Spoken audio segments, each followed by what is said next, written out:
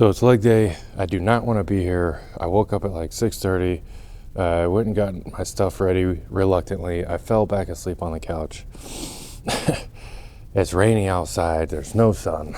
I do not want to be here. So I decided to make this video to prove to you, just because you walk in the gym with a mediocre attitude and not wanting to be here does not mean you should be a fucking pussy and not do it. So 50-50 this works out. We'll see what happens. Still getting warmed up on the pendulum. Yeah.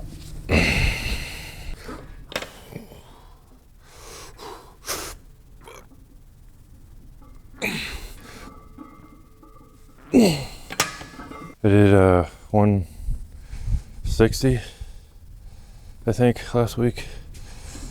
That's a 25. Just because I'm being a bitch right now. Let's go 180.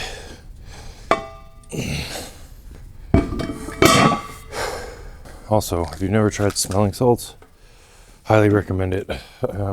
Honestly, I think it's just placebo, just because it's so неприятно. Неприятно. Как сказать неприятно? Not pleasant. Fuck. It's just so not pleasant. They also say that the ammonia opens up your blood vessels so you get more oxygen. I think that's pretty nominal. I really think it's so unpleasant and painful that it distracts you from what you're about to do. Either way, try it out.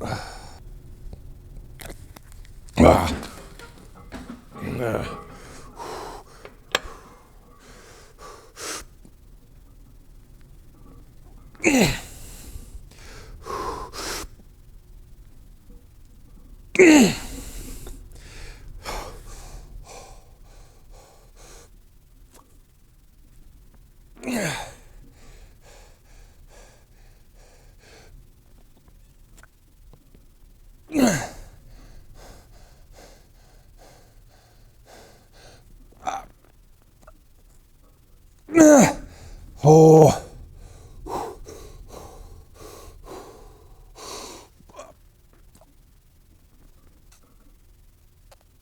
Oh man.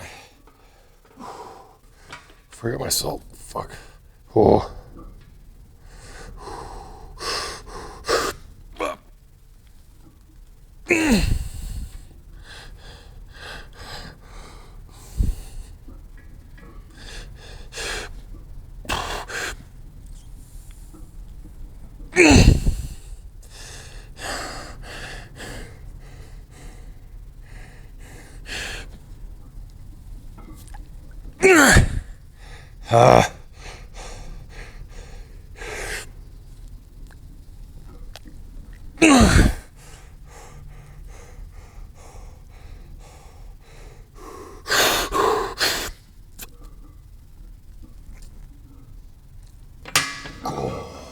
So if you're lucky enough to where your gym has a pendulum, definitely use it. Mostly just because it's hard. I always find it so interesting that going to the gym is inherently more difficult than not going to the gym. But people still find the easy way in the gym. Like if you go to, there's a Cybex leg press that arcs and you can load the whole thing up and it's pretty easy. And there is somebody always on that machine. But you go to a pendulum or you go to a hack squat, you never have to wait because it's hard. And it's so interesting that people choose to go to the gym even though it's difficult, but even when they're in the gym, they choose to do the easy things or the things they're good at. And that's generally why you see those people look the exact same from year to year to year, and they never change, just because they really never do anything difficult and they never give their body a reason to change. And it's just, if you take a step back, kind of realize that it is so easy just to pick the easy thing to do without it being a conscious decision.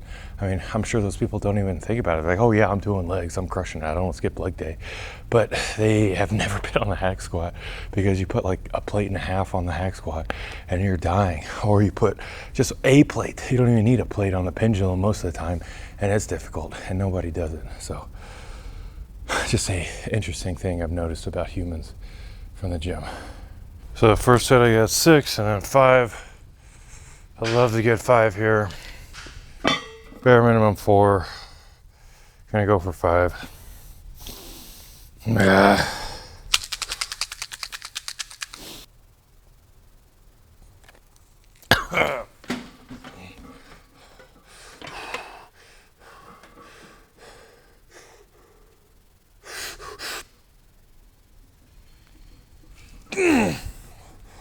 Oh man.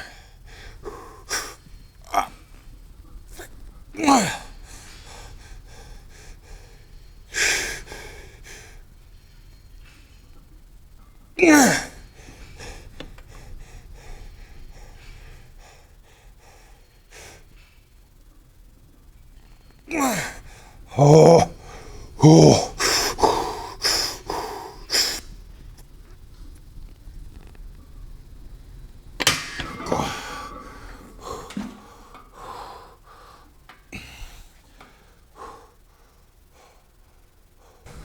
So that was 3 sets. This is week 2 of adding, this is week 2 or 3, whatever, adding BFR. So if you don't know what BFR is, it's blood flow restriction. It's pretty, I don't want to say it's old school, but it's been around a while. And it's blood flow restriction. It doesn't cut it off. It just slows the blood entering and exiting. And kind of the whole point is creating a low oxygen environment. So I went from 4 plates, I only put on 1 plate. So when you go to BFR, you're doing like, 50 to 30% of your normal working weight and just trying to get a bunch of reps.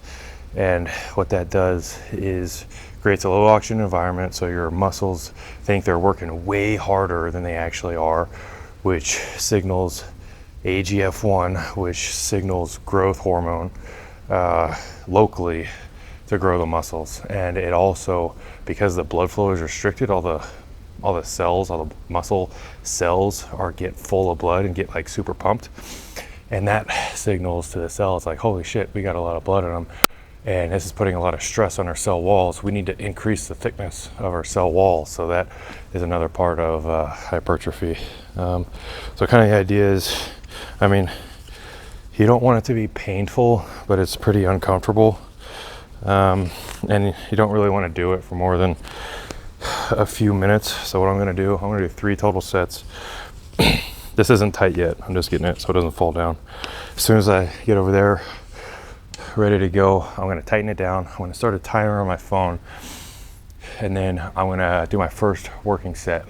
Again, it's like 30% of what I was just doing. I'm just going for max reps.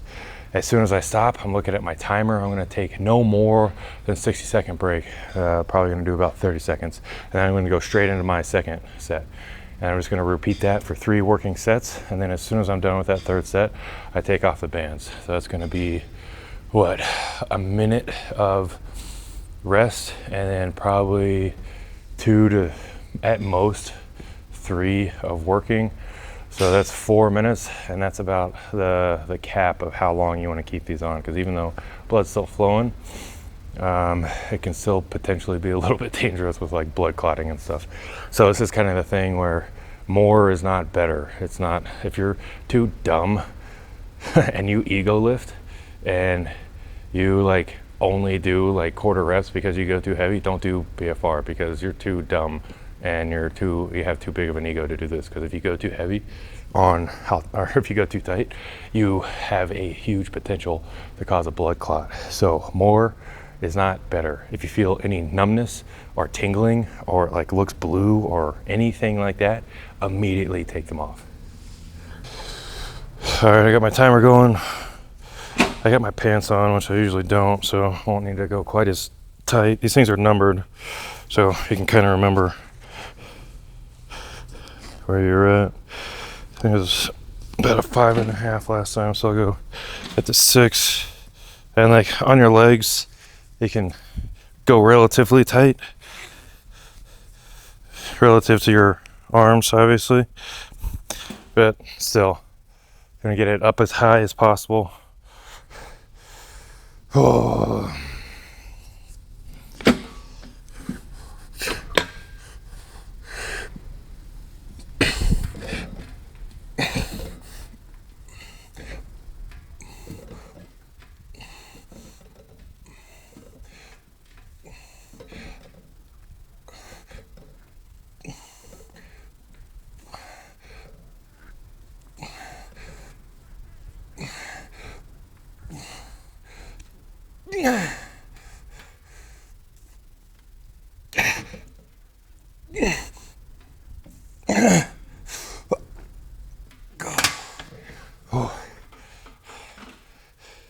And then kind of, holy shit. And then kind of one of the obvious signs that it's working is if like you get an immediate like lactic acid burn, because all the lactic acid is stuck in the muscle because the blood can't bring it out nearly as quickly. And once you stop, that burning lasts a lot longer. And I'm definitely getting that already.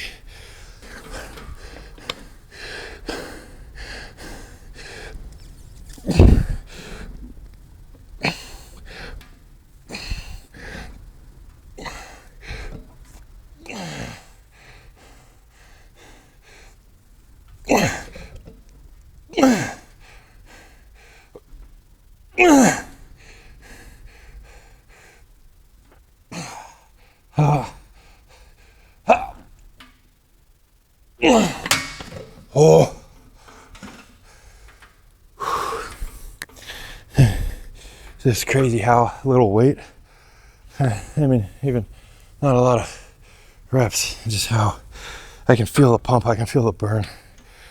It makes a big difference, especially after doing 3 real working sets. And this is the fastest goddamn 30 seconds I've ever felt in my life. Oh.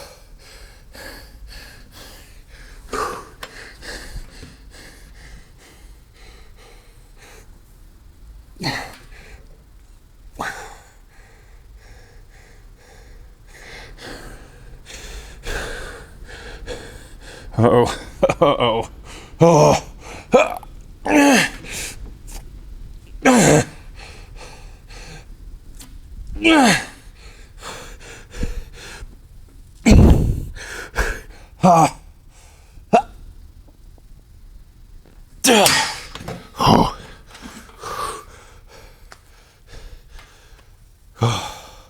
I don't know what I was smoking when I programmed Bulgarian split squat immediately after pendulum. This shit sucks. Kind of like I was saying earlier, it's the whole point of being here, to do hard things. So I guess I'll stop being a bitch. Thinking working up to 275 today. I actually don't know how much this bar weighs. So I'll just add a 25 and then call it 275. Probably more like 295 or 300, whatever.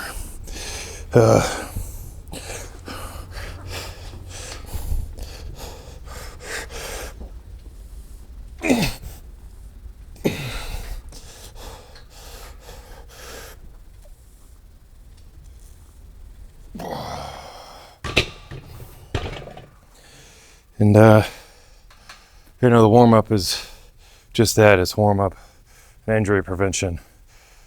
I just did pendulum, so I don't need to burn myself out doing warm-ups for no reason. All right, so I love using the SS yoke and the little handrails.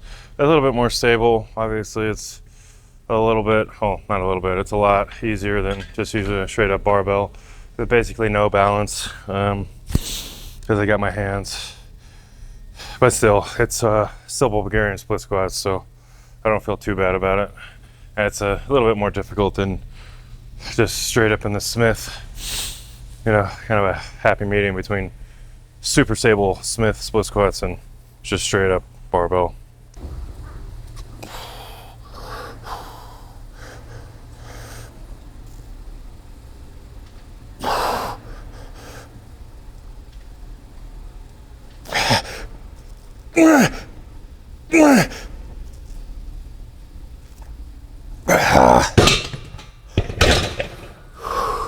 Shitty part about unilateral is once you kind of fail on one side, you're only halfway done. This is kind of one of those things where, especially on unilateral stuff, you don't want to take the full 3 minutes, but you definitely want to take enough to where you'll be able to get the same output on the other side.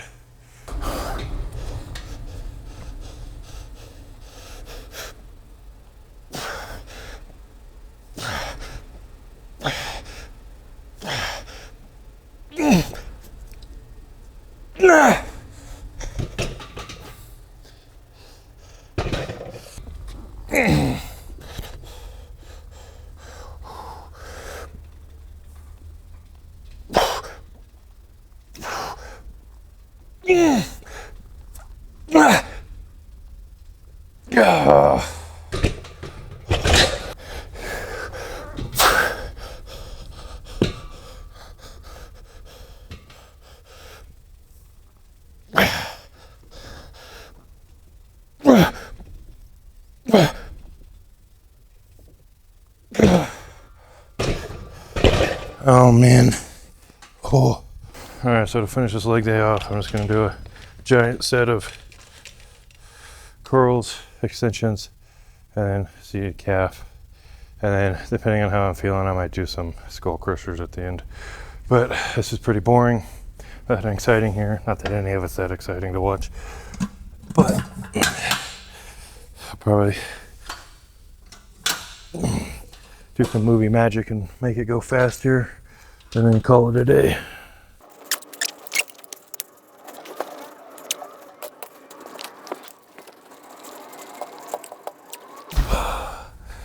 All right, I ended up doing 3 total rounds of curl, extension, and calf.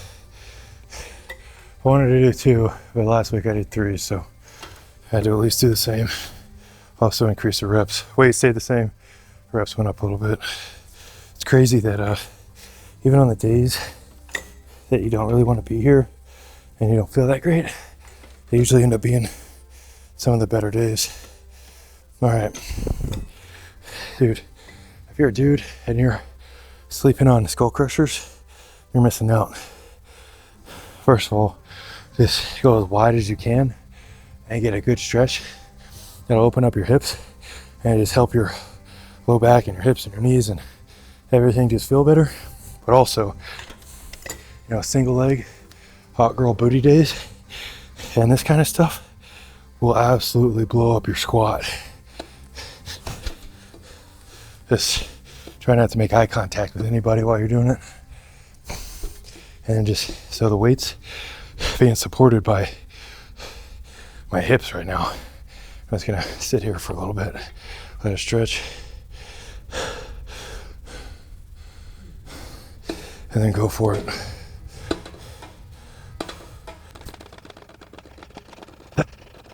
All right, I'm gonna do the same, just sit here. Weight's not resting on the bottom. The weight's being supported by me, so I'm getting one hell of a stretch right now, and this sucks. All right, see if I can get a few more.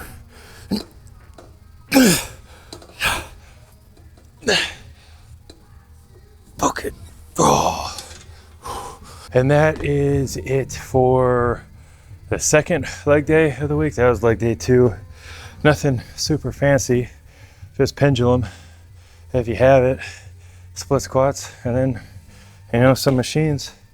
It's not necessarily about how cool or fancy or unique shit is. It's just about how hard you go and did you do better than last week, and then how many weeks in a row did you do that for. Looking back, dude, I'm significantly better than I was just, you know, 4 or 5 weeks ago. So, you know, it happens week to week. It happens really slowly, and just like on a micro scale, you're like, dude, nothing's changing. But if you go back more than a couple weeks, or even a month or 2 months, dude, you make some crazy gains, even with just like those minuscule micro gains from week to week. All right, see ya.